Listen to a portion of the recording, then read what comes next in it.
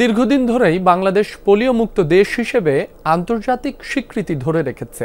এই অর্জনের পেছনে রয়েছে মাঠ পর্যায়ের স্বাস্থ্যকর্মীদের শ্রম, ঘাম।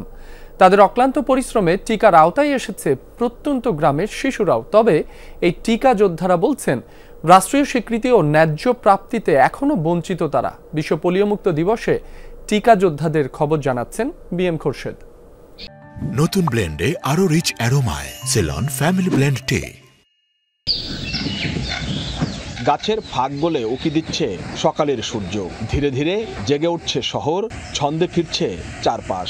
স্বাস্থ্য সহকারী সবুজ মিয়া বের হচ্ছেন এক বিশেষ মিশনে জীবন রক্ষা সামগ্রী নিয়ে।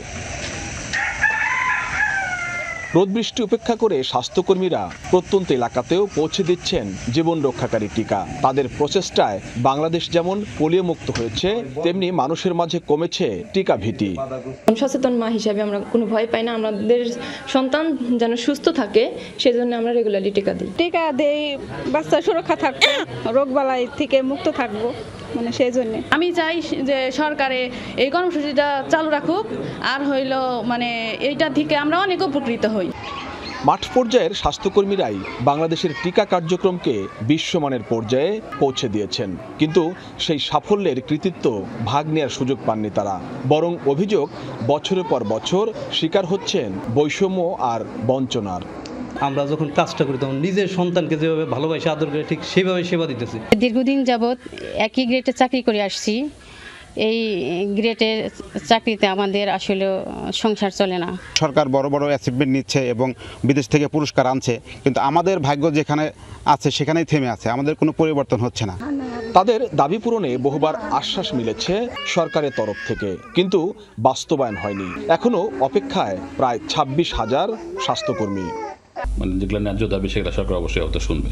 তবে আমরা চাই তারা ভালো হলে, তারা ভালো থাকলে অবশ্যই তারা মানে মোটিভেশনের যেসব যতগুলো আপনার ওয়ে আছে, তবে একটা রেমুনারেশন, তার গ্রেডিং চেঞ্জ হওয়া। মাঠের প্রতিটি টিকা যোদ্ধার মুখে হাসি ফুটলে অনেকটাই নিশ্চিত হবে স্বাস্থ্য নিরাপত্তা।